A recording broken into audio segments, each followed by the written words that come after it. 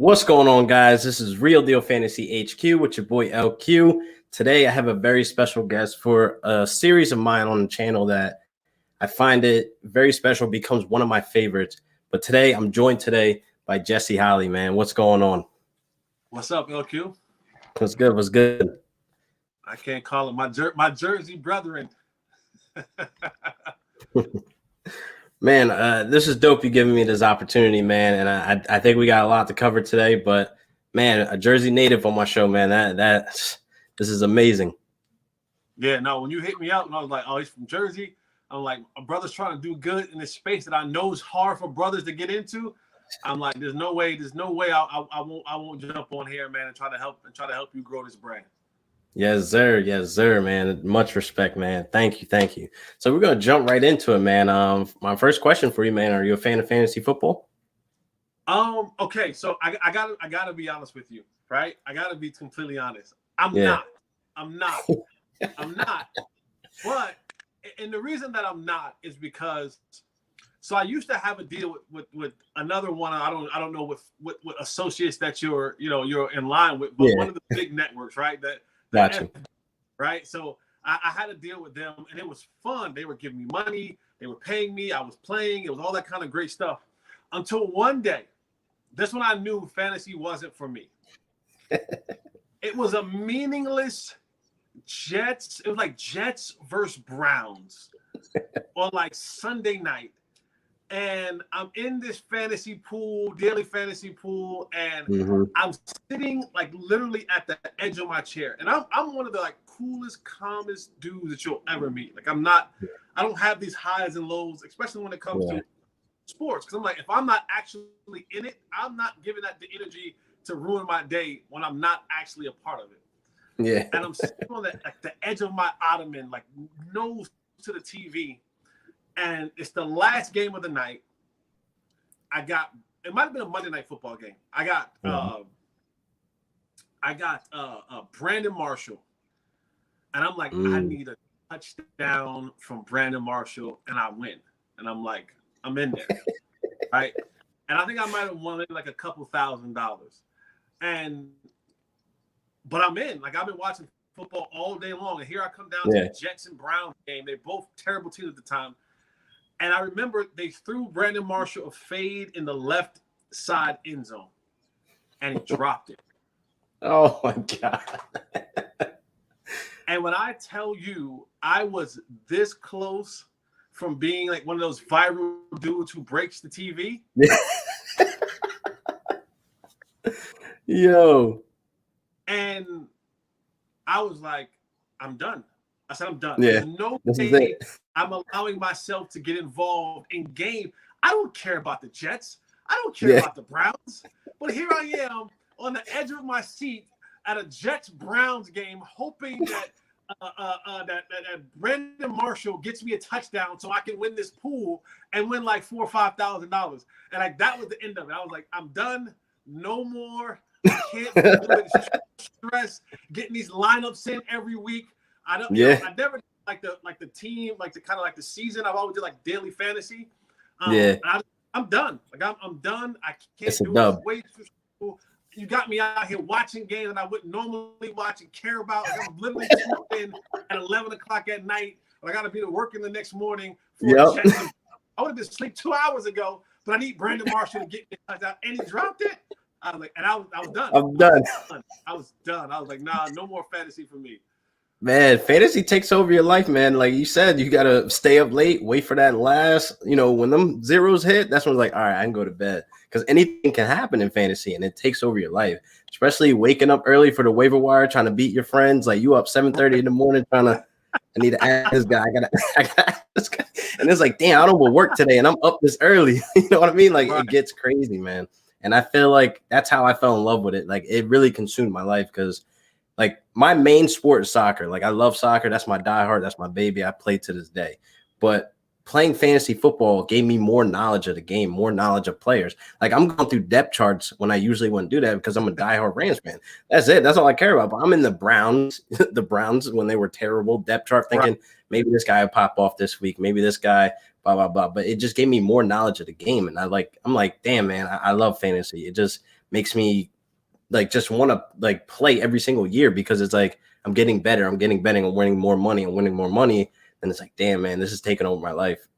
No, that's a great point for those who might not necessarily have like extreme knowledge of the game or players and so on and so forth. It's definitely a way to do that. I mean, I think for me, as someone who, and I hate to be that guy, like as someone who actually played the game, and then like, you know, I really study the game, right? Like because I have to talk about it a lot, so I really study the game. Now, granted, I'm not digging down deep into this roster trying to find guys I got to talk about, you know, in the game. I know the guys. I understand the schemes. I understand, you know, players and how things works and opponents. And all, I understand all of that because that's the nature of the business that I was in. Yep. But fantasy was just a different. It was consuming, and I was like, I can't have this thing consume me where I lose it. Taking you out your element. I am. So like I salute and I kind of bow down to those who are able to do it week in and week out. It's just one of those things for Jay Holley, man. I gotta go. You know, I gotta gracefully bow out and go. Y'all got it. Yep, for real. Now let's move away from fantasy. Let's talk Cowboys, man. This last season, any thoughts of like what's going on over there in Dallas? Man, listen, wow, Dallas. Mm-hmm. Yeah, it's a Dallas is a very unique place, and I live here. I played here. Yep. I love it here. Dallas is one of those things where there is this hopefulness that this is going to be the year, and it's been that way for the last 25 years, and it hasn't been the year.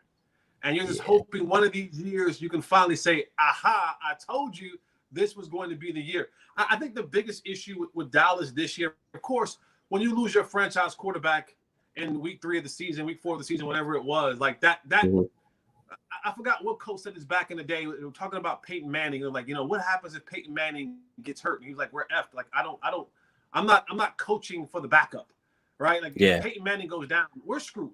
You know what I'm saying? Yep. And that's just about with any quarterback across the league. And people are going to say, well, what about Nick Foles and what he did in Philadelphia? All right, that's an exception. That's not the rule.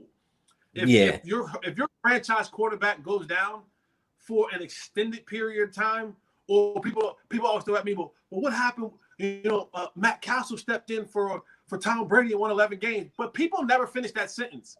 People never finish the sentence and go, yeah, Matt Castle stepped in for Tom Brady and won 10 games. They didn't go to the playoffs. Right? People don't finish that sentence. They never finish the sentence. They go, oh, Matt Castle, he won 10, 11 games. They did not go to the playoffs. So you can tell me that Matt Castle came in and won 10, 11 games all you want. They didn't go to the playoffs that year. Nope. You know what I'm saying? So it's like, so what are we doing here? And so at the end of the day, when you lose your franchise quarterback and it was a snowball. It was just, you had COVID, you had a brand new coach. You got players on this team who care more about their brand than their craft. That is an issue. You had residue from your last head coach who was still lingering around the locker room. Like that hadn't rubbed off yet. It just hadn't wore off yet. And that doesn't happen until you kind of clean out some of that locker room. And Mike McCarthy, he really was up against it because you have 0 offseason. Like literally you get hired and most coaches that we're having in the NFL right now, they're hands-on coaches. This whole Zoom viral thing, this doesn't work well for them. The younger ones have learned to adapt and adjust because it's more up to their speed. But guys like Mike McCarthy, who are like lifers in this game, who's been in this game for like 20, 30 years, they want to get on the field and be able to touch guys and see guys. So you hire a guy in January, you normally have an opportunity to have mini camps and OTAs, guys are in the building working out. You get a chance to actually see them. COVID hits and you get none of that. And so now the first time that you actually get a chance to be one-on-one, like touch guys in in a tangible field is training. And now I have to put together a roster. I have to evaluate talent. I also have to prepare for a season when you don't have any preseason games, all in a 4-week span. So, you deal with all that, and then you go into the season and you're trying to find a rhythm. You're still learning your players. Yeah, you are. You're learning your players, and they're learning you, and they're learning the schemes and systems. You lose your starting quarterback, and then, all hell breaks loose. Your defense is historically bad. Your D coordinator, which I always laugh at, and I think it's the world, Mike McCarthy, it was like, hey, you hired your homeboy. And I'm like, all right, we're killing Mike McCarthy for hiring his homeboy. Cool. I'm with all that. But 95% of them are the same thing. 95% of us have the job that we have because of homeboy. Because somebody gave us a word. Somebody put in a little good word. And I'm like, if the day ever come where Jesse Holley is on ESPN or I'm on one of the networks, I'm going to look to bring up one of my homies. Now, I hope that homie don't do me wrong and not perform like Mark McCarthy did me. But that's just the way it goes. So hopefully this year we don't have to deal with COVID or any of those protocols this offseason. And Mike McCarthy, who I'm a huge fan of, and I saw the table when they were before coach, has the opportunity to come in here and put a stamp on this team offensively, and we'll see what Coach Quinn will do with this thing defensively. But you got to get rid of some of those players that you had on this roster that care more about their brand than they do their actual craft. Yeah, I definitely 100% feel you on that. That needs to be addressed first. That needs to be, established to. You need to worry about your craft other than your brand, because that's affecting the locker room and that translates to the field. You know what I mean? And I definitely think Dak, man, I want him to re-sign. I definitely want him to be the quarterback there. I want him to be the guy, because there's guys like Zeke that it's telling that he kind of needs Dak there to actually perform at that high level that he did before. And I'm not even speaking from a fantasy standpoint. You can just tell the offense together clicks when they're both on the field. And you see those first 5 weeks that both of them were looking good in stats. They were just, looking okay. They lost to my Rams, but that's nothing, need to be mentioned. But I definitely think Dak needs to be the guy there. He needs to be, just everybody agrees like this is Dak's team instead of, all these other personalities meshing into that. And I definitely think Jerry Jones is going to realize that when it's too late, and then Dak signs somewhere like Miami, or he signs somewhere like, who cares, or elsewhere, but it's not going to be Dallas. So I definitely think that there's some things that need to be changed. And I definitely want to give McCarthy a break, because he did have to go through all that with COVID, no preseason, no OTAs. These rookies showing up and showing out, that's something that, you can't take for granted. So I definitely think, man, like something has to change. Something needs to go forward for Dallas to win these games.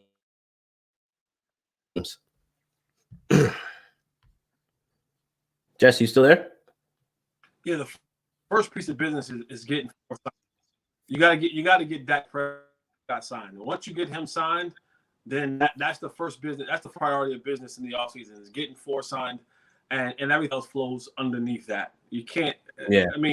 Because even if you go when you say, all right, well, we're moving on from Dak, and I know that he has some injuries now with the broken ankle, and there's been reports about him maybe possibly having a second surgery because it wasn't. Yeah. I don't know. The ligament wasn't rejuvenating the way they wanted it to. But if signing your quarterback isn't first priority, then you basically told your team that we're starting over. Yeah. That's literally what you're saying. That's what you're signaling there. Hopefully, man, Dak gets paid. I definitely think he deserves it. I think that, them franchise tagging him, he's gonna hurt his value going into that next, off season. So I definitely think, he needs to go get that bag right now. Whoever's willing to wave it in his face, because he's an exceptional player. I love watching him play. I definitely think, people are taking his talent for granted, being that, the Cowboys aren't winning playoff games. There's a bunch of like behind the scenes stuff going on or whatever that we don't understand or know about, which transitions to my next question on what do you think about, the NFL taking a stand against racism? My opinion on it is like, better late than never, even though they're late to the party. But do you think this will be a consistent thing of them going forward?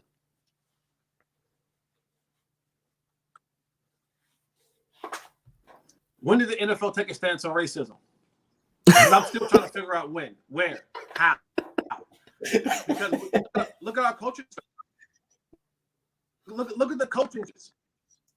And I say this, in all seriousness, is that this is how these big corporations do, right? They come out with these blanket statements, and they're going to donate $5 million, $10 million. Like, that's a drop in the bucket for a $9-10 billion company. That's like us giving the bum on the corner $1, right? Hey, we're going to give $10 million the initiative to do whatever it is. That's like, here, Mr. Bum Man on the corner, here's $1 for a cup of coffee. Like, it's literally a drop in the bucket. Because I was watching something over Super Bowl weekend, and it blew my mind because I didn't know about it, had never heard of it. And it was the history of the National Football League. And it was a section in this part where there was like a 10-year or something year ban where they had stopped, like, just blatantly stopped like signing black athletes. And black athletes were basically banned from the NFL. And I'm like, wait a second. But then it dawned on me. I start looking at the timeline, I think like the 1940s or something like that, 30s, 40s. And I started thinking, I said, wait a second now. What people grew up in that era, in the 30s and 40s? Who was watching their parents in the 30s and 40s? Think about it for a second. Now, go get on your Googles and start Googling owners in the National Football League. Ooh. Their age that they're at now correlates with that time period. They were growing up in that time period. Yeah. So I'm not saying that all owners of the National Football League are racist. I'm not saying that. I'm not saying that they have a bias or prejudice. I'm just saying, when you start looking at what that was and who was growing up in that era and what families and people were in that era, and now the people who have ownership, powerful positions in the National Football League, now you start looking and saying, wait a second, that owner's 75 years old. That means he grew up in the 1930s and 40s. And yes, he did. What he sees now is something that could have been ingrained into his spirit. Now, again, I'm not saying all of them. I'm just saying, when you start looking at the coaching hirings in the league, like, you're telling me Eric Bieniemy didn't interview. Like, why does Eric Bieniemy not have a job? Why aren't owners throwing? But you give Cliff Kingsbury, who wasn't even successful in college. Matt Rule gets a job. I mean, Joe Judge gets a job. And nothing against any of the guys, right? Because they're not the ones doing it. They're saying, hey, I'm just going to apply. Whether you hire me or not, I'm going to apply. But I did something on my Twitter. I was just saying, like, Eric Bieniemy and oh shoot, I'm drawing a blank. Who is the offensive coordinator for the Buccaneers? Byron Leftwich. Byron Leftwich and Eric Bieniemy, they're more qualified. They're more qualified right now than almost every new hire coach in the last 3 or 4 years. They got playoff 100%. Wins. They got Super Bowl wins. Oof. Talk your shit, King. As coordinators. As coordinators. As people who are calling the shots. Not some assistant, not some position coach. These guys can't find a job. But Judge, who was I was in New England with Joe Judge. He was assistant special teams coach. Like, I was in New England with Joe Judge. And then he eventually became team coach. And now he's the head coach of the football team. I mean, it's when you start looking at it, you start saying, it makes you go, who is doing this hiring? Like, the ownership is saying, you're not good enough. Oh, but you're good enough. And he got less experience than this guy. And the only thing that are looking at the two of them, you're saying, well, he's black and he's white. So we talk about the NFL and this initiative against racism. I'm like, yo, start with your own league, homie. Like, you gotta start from the inside. Like, look yourself in the mirror. Like, what Michael Jackson say? You know, you're looking for that change. Man in the mirror. Like, be the man in the mirror and say, hey, what we're gonna do? We're gonna start side, like that whole Rooney Rule is bull. Because all you gotta do now is say, "Hey, I'm gonna interview the janitor who's African American for my head coaching spot. He's in my building. He's here. Ain't no way in the hell he's getting the job, but I'm gonna interview him anyway." And then, Rooney Rule. I did what I had to do, and now we go on. I did my part. So I don't know about how much the NFL has really transitioned to this whole, stating racism. They have a long way to go, and they can flash their cash and throw their money around. Great, I appreciate it. The resources are needed in our communities, but if we're being real, you gotta start with your own league first. That's when you're gonna show me you really real about changing the look of racism. Yeah, you definitely got to start from up top, and you got to change within. And I definitely think, like it's cool that they took, the first baby step. But Kat was talking about this 4 years ago. So, like I said, they're late to the party. But show me something else. Don't talk about it. Just show me. Like, what did he say? Like, just show me. You know what I mean? I definitely need to see consistency as well. I definitely think they need to start from up top, like I said before. But we shall see, right? I mean, we can, only time will tell. And I definitely think it's a priority that they, address this, being that most of, if not all, majority of their players on their teams are African American. So it's like you need to not really cater to us, but just show us you are willing to make a bigger change, be that, example that the world is, watching. And I definitely think you shouldn't have a problem against racism. You know what I mean? Like somebody else on Twitter the other day was like saying, "Oh, I'm so sick and tired of seeing all this racist stuff, blah, blah, blah." Like, you're sick and tired about hearing about it. Like, for me as an African American, imagine dealing with it your entire life. You know what I mean? It doesn't make sense that you're tired of hearing about it. How about you educate yourself and you understand the problem and understand that, things need to change. It's not right.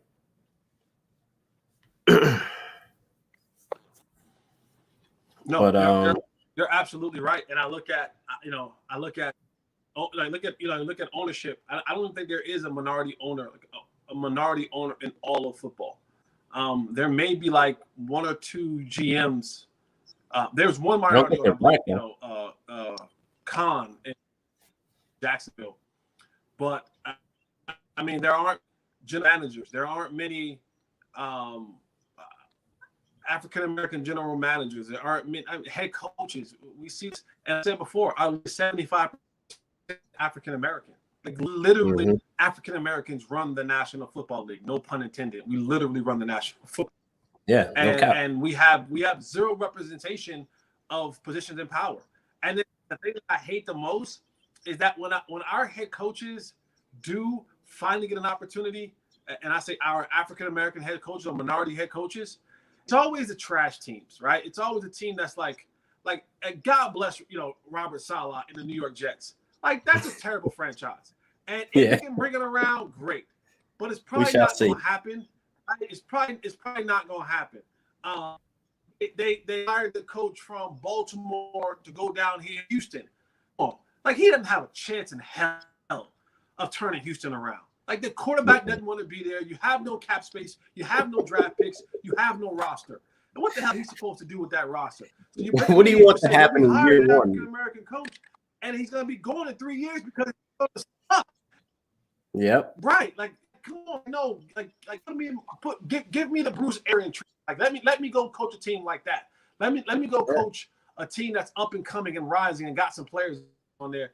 Don't just come to the start. I'm there and be your bridge coach and suck for the next 2 or 3 years so you can go hire the coach that you really want when you get your cap space back and your draft picks back and your roster, ability to build a roster from there. So, yeah, but we can talk about this all day long. It's just, for real. That's a whole that's a whole nother segment itself. Please, it really could be, but we're gonna move on, man. But my next question for you is, you're a huge inspiration when it comes to charity work and just giving back to the community.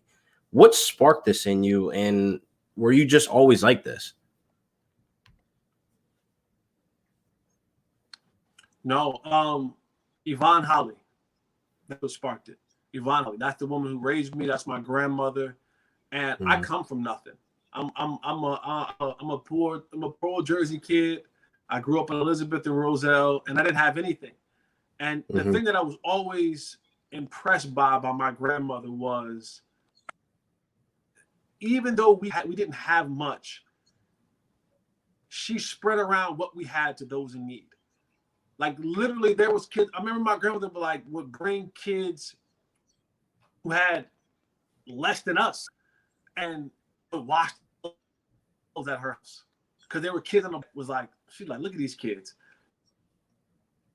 And she would literally like bring them in, wash their clothes, give them clean clothes, and send them on their way. I remember her, being in the store like, hey, we got a little bit of extra money. You guys want to get some chips, or you want to get some ice creams or whatever? And of course we're like, let's go, let's get the big bag of Lay's potato chips. She's like, well, you can get the big bag of Lay's for $3, or you can get the store-bought brands for $1 and get the same size but 3 different flavors, and you can share with the friends. Nice. And as a kid, I'm like, I don't care about them. I want the Lay's, the Bonton. whatever the good ones were. I want the ice pops with the face on them. I don't want the ice pops with no face on them.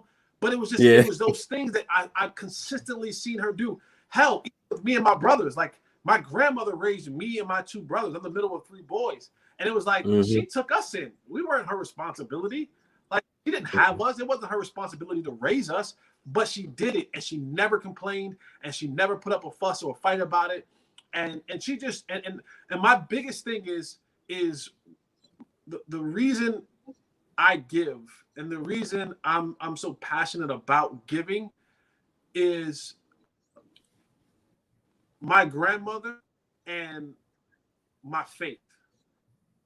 And I know that my Christ has put me on a platform and has given me this opportunity to make sure that people know he is through me.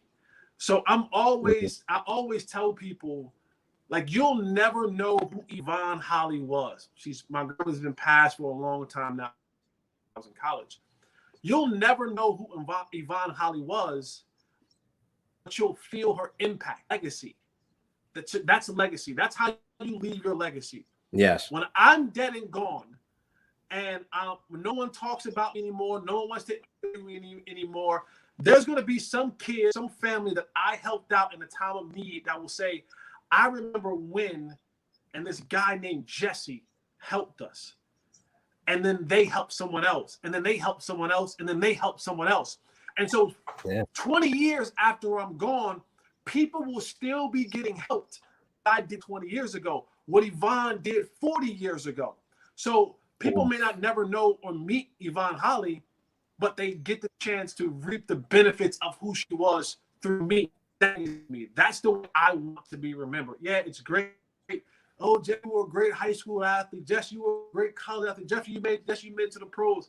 I'm cool. Thank God. I'm thankful for all of that. But if that's the only thing that I'm remembered for is my athletic talent, then I did a terrible job at living. Like, I did a horrible job at living. If all people remember me by is he played ball, he played basketball, that's a terrible way to live. I want to be remembered for something far greater than what I did on the basketball court or on the football field. Man, that's deep, man. And I definitely feel you on leaving a legacy, man. And I definitely feel like you're taking the right steps, man, to leave your legacy here, helping the families that are in need. You're helping people without you even knowing directly that you're helping them, just by the things that you're saying on the radio or you're saying on your Twitter, and even being here right now. You're inspiring me just to want to be hungrier more and find ways to go out and help other people out there that are in need as well. So definitely whatever you're doing, man, stick with it, because it's definitely working and it's definitely helping a lot of people out there, man. And I definitely salute you, give you your roses now while I can face to face tell you, man. Go on. Let me just say this. A lot of times people look at me and they'll go, well, Jesse, you played in the National Football League and you have me. It's not about the money. Like, it's not about the money. And I get it. If you can give financially, monetarily, great. That's fantastic. But there's so many other ways that you can get. Like, your time is so important. Like, that is so important, to show up and to give your time. That at times supersedes what you did. Like, I can give, but like, I show up. Like, I want to be boots on the ground. Like, I've done stuff where and so if you can't give financially, if that's you saying, you know what, man, I got more month than money, I got more bills than bucks, but man, I want to serve. Serving doesn't have to be financially.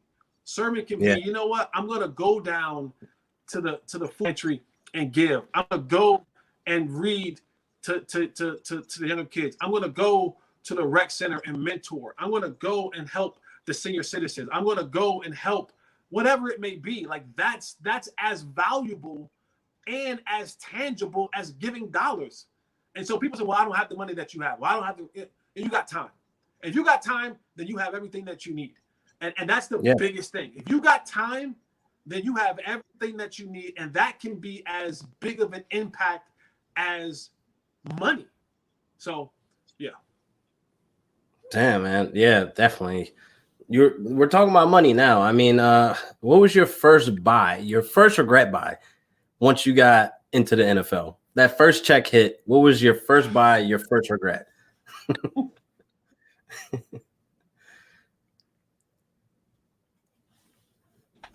All right, so we can keep it real here. Like, we can keep it real. Yeah. Right? This is the real, like, real. We can keep it real here. Real deal fantasy, yeah.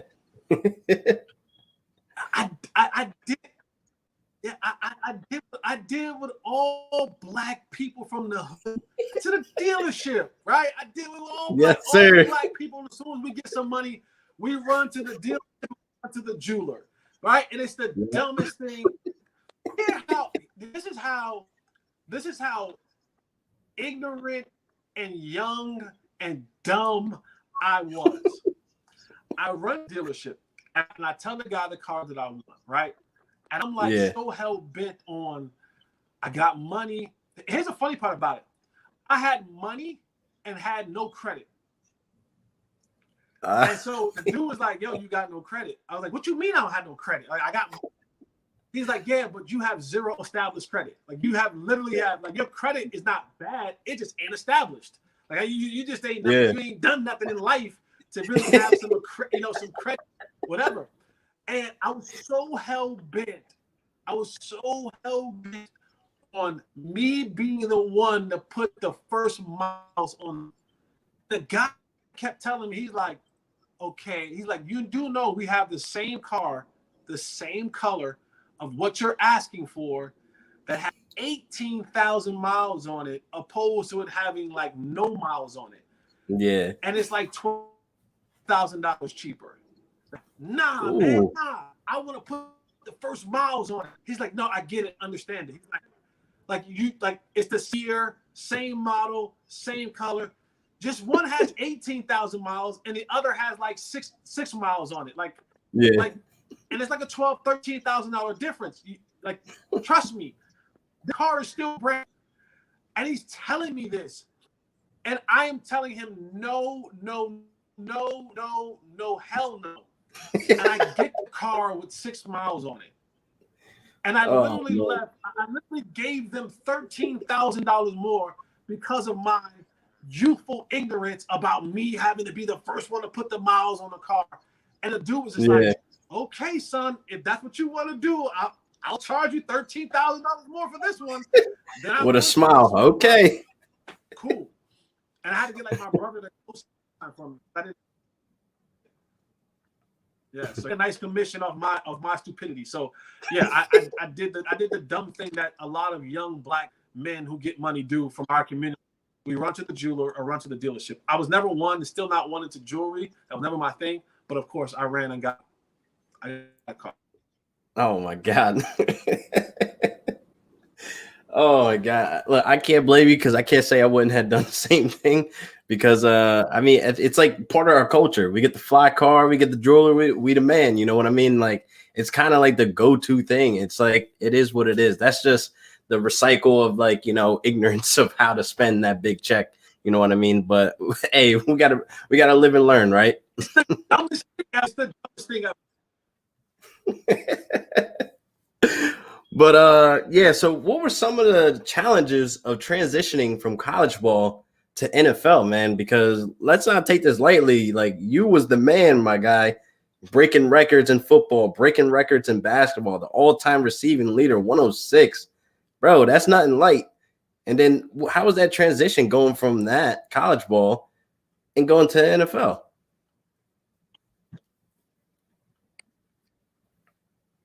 It was dealing with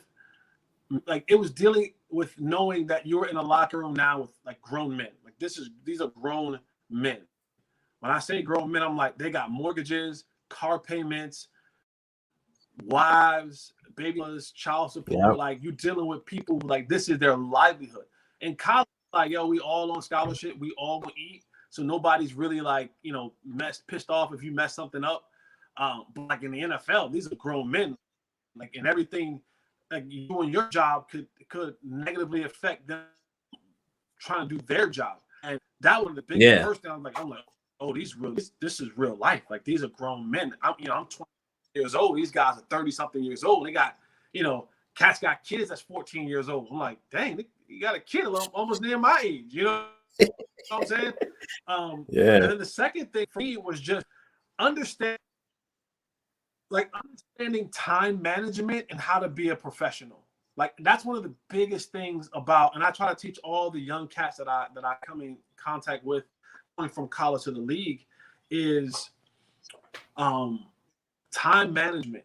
And when you hear about being a professional, it's not just like, hey, put on a suit and tie and your pants up. It's like learning how to study. Like, people don't, like, believe it or not, you have people who are in the National Football League who don't know how to study. Like, who don't know how to study film, how to break it, how to, I used to hear guys, I remember, my first year, I was with Chad Johnson, TJ Hushmanzada in Cincinnati. And I remember these guys like, oh yeah, I'm going to the chiropractor, I'm going to the masseuse, I'm going here. Like, how much that costs? And they're like, oh, well, I pay them, $10,000 a year to do X, Y, and Z, $10,000 a season. I'm like, $10,000 a season? I'm not, what? I ain't giving them that much.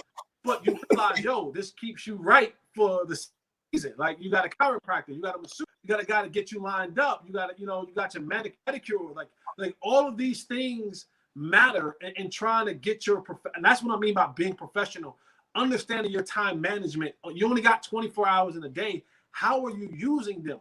No one's there anymore to tell you, go to class, here's study, here's this. Now it's like, yo, if you don't study, then show on Sunday. I understand, I don't lie. If it's going to show in practice, and somebody going to take your job. And then just understanding the nature of the beast of the business. When I first got released from Cincinnati, it was the first time anybody had told me that I couldn't play football anymore. Like, you're not good enough. And it wasn't because I wasn't good enough. It was simply because that's when I first understood, like, the numbers game. And it was like, well, we had a rash of injuries with our linebackers. And I'm like, okay, that has nothing to do. I'm a receiver. But we're like, yo, you're holding up a roster spot, and we need to bring somebody else in. And it was like, you're a little bit on the totem pole. And it blew my mind, and it sent me like a spiral of like, what do you mean I'm the low man on the totem pole? Like, you're not telling me I'm not fast enough. You're not telling me I'm not strong enough. You're not telling me I'm not smart enough. You're just telling me I'm a number 5 receiver that I have to go because you need more linebackers. And it was like, yeah, that's basically it. And it was the first time like I really had to deal with the business of football. And I was like, oh, that's what that means. And I was like, okay, from here on out. And at the time, I wasn't, I was immature. I was young. I was on my Biggie type stuff, flying girls in and out. Her flight leaves at 8. Her flight lands at 9. My game just rewind. And I wasn't doing all I was supposed to be doing. And it got me at the moment on the totem pole, and I eventually lost my job. Damn. You were living like a rapper, man. That's what it sounded like.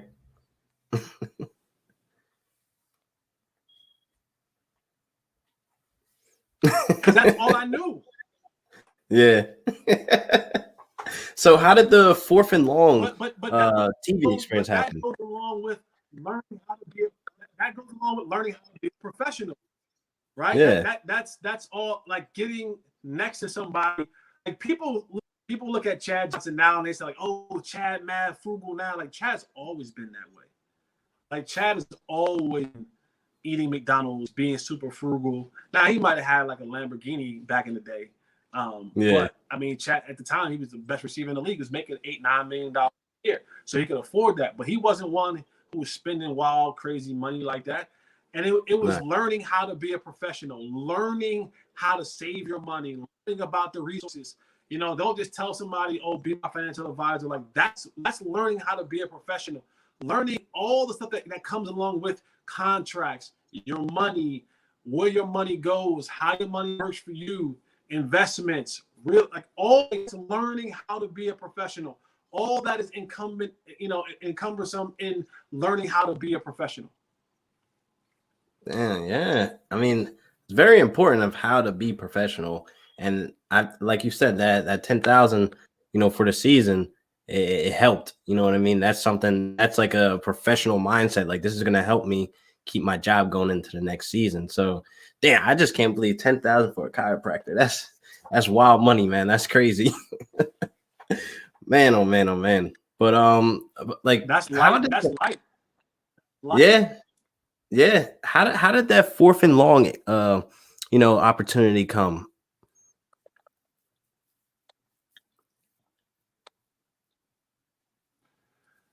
That was the grace of God. I'm gonna be honest with you. Like that was literally a blessing from the Lord for me. After getting released from Cincinnati, again, I was one who didn't understand how to manage money. I was spending wild and recklessly, and eventually you look up and the money's gone, and I had no more money. I had no more money. Like when I say I had no more money, I had no more money. Like I had a couple dollars in my name, and I tucked my tail, and I went back to North Carolina, and I was staying with a friend in North Carolina. I was sleeping on her futon, like literally sleeping on the back room of her futon, and I had to get a job. I was working as a security guard. Like literally 6-8 months ago, I was in the National Football League, and then I'm working these jobs. Like I'm that was like mall cop, like flashlight cop. I see you. And I worked at T-Mobile in the morning. So I worked from 11 at night to 7 in the morning. And I trained from 7:30 to 9:30. And then I worked T-Mobile from 10 to 3. And literally, I got a phone call from a guy by the name of Kevin Best. Kevin Best was the PR director at North Carolina. And KB called me and he said, "Listen, some guys from this network called me about this show that they're doing. They didn't give me much information, but I just wanted to call you and tell you I gave them your information." And Kevin, I said, "Okay, cool." Now, Kevin has been at Carolina for 25 years, right? It's like he's encountered hundreds of thousands of athletes that have been through there in his 25 years of football team. And he saw fit to give them my name. And so they called me, they were telling me about this show. They didn't really have much information about it. And I was in a low point in my life where I was like, I need this. And I remember one night, walking the grounds of the place that I worked at. It was called Tobacco Roadhouse. It was like a little kind of business area. And I remember getting on my hands and knees at like 3:00 in the morning. And if anybody's listening that knows 3:00 in the morning, it's the world is quiet. Everyone's asleep. And I remember getting on my hands and knees and like looking up to the heavens and like talking to God and just saying like, "What do you want from me?" Like literally, I'm on my hands and knees saying, "What do you want from me?" And for me, he was like, "You." Like I just want. And so like it was in that moment, I'm like, "All right, God, you got me. Like I'm giving my life back to you." And a couple weeks later, I got the phone call from the people about this show. I filled out the paperwork and I sent it back in. And then it took, and you and I were kind of briefly talking about, taking the step of faith before we got on this call. And in that moment, I had to take a step of faith because here it is. I already don't have money. Like when I say I don't have any money, I ain't talking rich broke, like down to $10 million. No, I mean like broke, only down to $10. Like I'm broke. And I had these 2 jobs. They were like barely keeping my head above water. And I remember my boss I needed to take some time off to go do these auditions and go do this show. And he wouldn't give me the time off and a bunch of things that lined up for me to do all this stuff. and we don't even have time. We'll be here for another hour explaining it. But basically, I quit. I quit. The girl I was dating at the time wrote me. She said, "Hey, before you go to work, on my house," and she gave me a Manila envelope, and she said, "Open it up in the morning before you meet with your boss." Because I was like gonna ask him again for the time off because he already told me no one time already. And so right before I went into the meeting, I opened it up and she had typed up a letter of resignation for me, and she put a little sticky note on there, and it said trust God. And so when he told me no again, I put my letter of resignation on his desk and I walked out. So I quit a job. I quit a job with no money. Like I literally quit a job with no money in hopes that I would get on this show. And I wasn't even on the show yet. Like I still had to go through the audition process. Like I literally wasn't on the show yet. And I remember going to California for 7 days to do the audition. And then I came back, and then they called me like 2 weeks later and told me I was going to be one of the contestants on the show. And I remember calling my brother, my older brother, and I said, "Bro," I said, "I need $1,000 because like I'm going to do this show and I'm going to be gone for 2 months. And so I'm like, I need this money to kind of keep my bills from not falling. I was already late on my bill. Like I can't get triple late. Let me just be single late. Let me not be, you know what I'm saying? Like, let me just not be super, super duper late." And so he's like, "I don't have the money." I'm like, please find this money for me. And $1,000. He got $1,000 for me. And I said, "I promise you I won't lose." I said, I'm not gonna lose. He says, "I know." And I went and did the show and I won. And then after the show, one of the producers says, "I don't think you realize what happened." I said, "What do you mean?" He said, "When you sent in your application, we had 100,000 applications sent in." He said, "We auditioned over 20-something thousand people in 5 different cities." He said, "Out of that 20-something thousand, we picked 50 of you guys to come to LA. Out of that 50, we picked 12. Out of that 12, we picked 1." And you know, that to me, that's not luck. That's not happenstance. That's not Jesse Holley. That's the Lord blessing me with an opportunity. So that when you ask this question, I have to tell you that the Lord gave me, right? I can't tell you anything else other than that because it's the truth.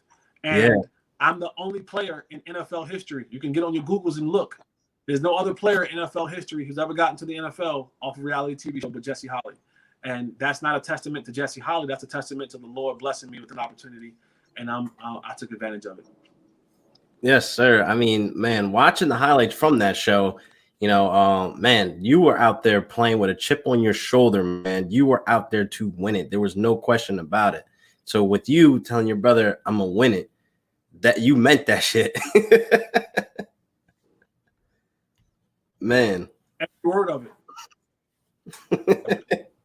Because, like, man, the thing is, I remember that months show. were the hardest month of anything physically football. Like, 2 months is insane. Yeah. Damn, man. You think Michael Irvin will bring it back? I think he should. It's never coming back. It's never coming back. It was never meant to be a season 2. And that's what I love about it the most. And why the thing I love about it the most is because this is the part that I get so much joy and I get chill bumps before on my arms, like literally the hair on my arms is standing up because it was for me. It was something that God did for me. Yeah, I'm gonna make this whole entire show for you. Really am. That I'm going to create a show for you, for you. Like I'm gonna, because you're never going to doubt me again. I don't care how old you get, you'll have this one memory. Because the show was great. The show was outstanding. We were the highest rated reality TV show on TV at that time, on Spike TV. The show is phenomenal. The concept is out of this world. It would be a phenomenal money maker. And it never happened again. Like in the day time that we live in TV, that would be a no-brainer. And it never happened again. Not even attempted. I take that back. It was attempted, but it never happened again. And so that tells me, and it makes me smile because I'm like, God did something specific to me. He said, "I got you. You got to trust in me. I got you. I'm gonna make this for you." and I'm gonna get you out of this hole. That's man, that's God, man. That's literally God.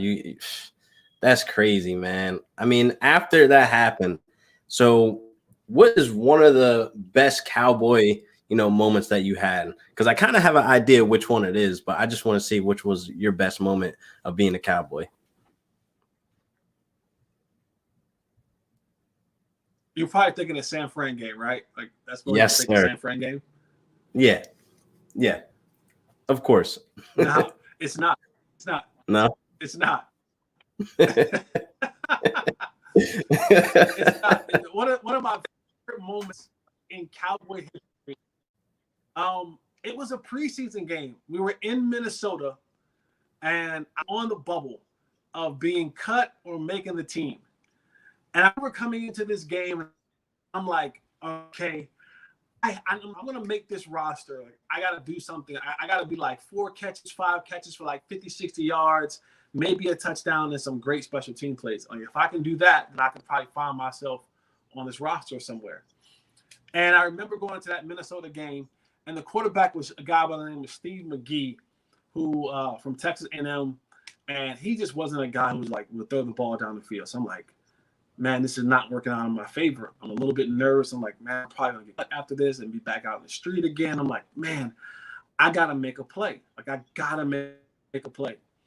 The game's kind of going on and on and on, and we get into the fourth quarter. Our defense makes a stop. We get the ball back. We're down like 5 or 6. We need a touchdown. So Rudy Carpenter is a quarterback now, kid at Arizona State. And Rudy was sling that thing. Like, Rudy was going to throw it, like, no matter what. Rudy's the kind of guy, if he has 15 interceptions, damn it, he's going to get 16 because he's going to throw it. And so now I'm like, all right, cool. 2-minute drill. Rudy's in the game. He's going to sling that thing. We're going to drive this ball down the field and win the game. I'm going to score the game-winning touchdown. So our defense makes a stop, but I'm on special team, but I'm not the punt returner. A kid by the name of Willie Reed is the punt returner. I'm the jammer on the punt return team. Yeah. So I'm like, cool, let me get a good jam, maybe return, all that kind of great stuff. They punt the ball. I'm jamming. Now you have this internal clock in your head about, all right, normally you can feel your defender, like when they start moving, you start moving because that's someone's throwing the ball, whatever, you listen to the crowd.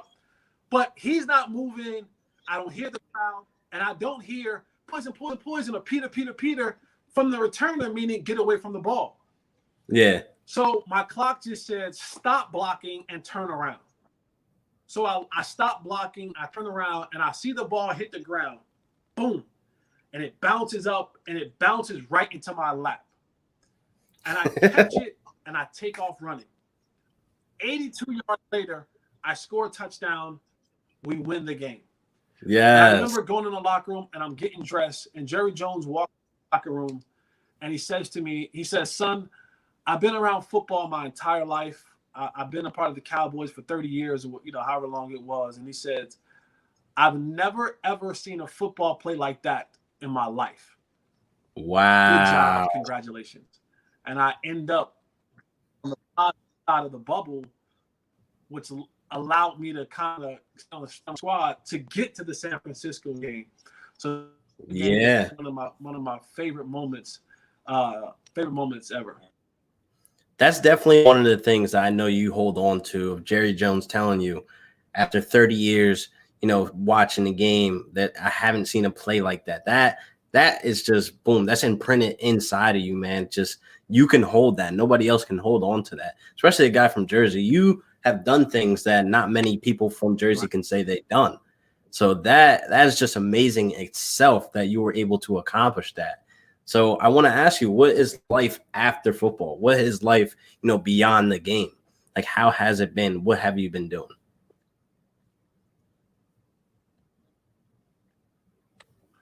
Well, I retired, and I can say retired, but I didn't do enough to get credit of saying retired. Like, the NFL was like, all right, we're done with you, Jess. Like, and I was done with the NFL. I was like, I don't want to play anymore. And they're like, good, because we don't want you anymore. So I say retired, but I called in 2012 as they kicked me out in 2012.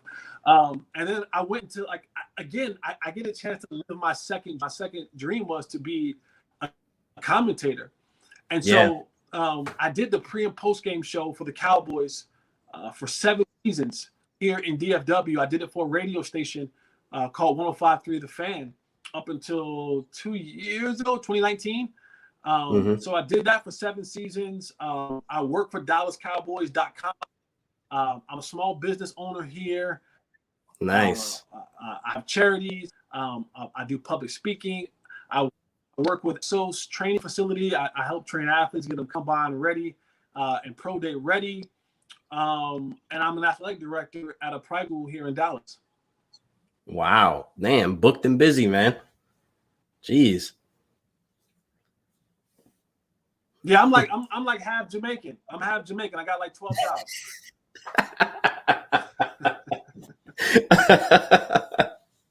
Man, that is amazing, man. That's good to hear that you brothers and sisters out there. So what's next for Jesse? With an E, no I. No, please, no I. No I. What's next for me? I'm just gonna continue to live, man, and just try my best. Like try my best to be the best version of me. That's it. Like just try my best to be the best version of me. I have aspirations. I still want to kind of do more big time, analysts, whether that's like for the ACC network or for ESPN somewhere. That's still a goal and dream of mine. I have a goal and dream, a collegiate player. So, and those two things I'm still kind of working at, but I just get excited waking up every single day, man, getting a chance to live the life that I live. And whether those are good days or bad days, they're days that I get to have. Every day I get to have a day, I can determine what it is. You know what I'm saying? So I just enjoy life, and try to do the very best that I can with what God is. That's awesome, man. Damn, I got to thank you again for giving me this opportunity. You coming on, chopping it up. I told you this is like one of my favorite series, and I definitely think you made an impact today for the people that were watching today. You're definitely an inspiration in your community as well. So I just want to thank you for the things that you do, beyond football. You know what I mean? There's not many guys out there, after the game, they kind of just, I guess, get old and don't do much, but you're one of the few people that get up and get at it and give back to the community. And again, I got to thank you 1,000 times, man. Nah, thank you, man. And I pray for nothing but tremendous success. I want to be able to come back in 5 years and be like, I remember I did that show 5 years ago. Look at LQ on the big stage now. Look at them doing this. Look at them doing that. So any way that I can help, please let me know. I mean, I'm just a little old person with a big mouth, and I'll try to shout your name on the mountaintop whenever I can. And so if you keep doing what God has called you to do, everything will line up. And you have to remember that. And the biggest thing that I had to learn was we have to sometimes get out of our own way. And what do I mean by that is looking around at other people's tests and like, well, she 2 years. Well, he did it in, he did it in 3 years. Oh, I mean, he did it in no time. And you have to remember, all right, cool. That's not your journey. That's not your journey.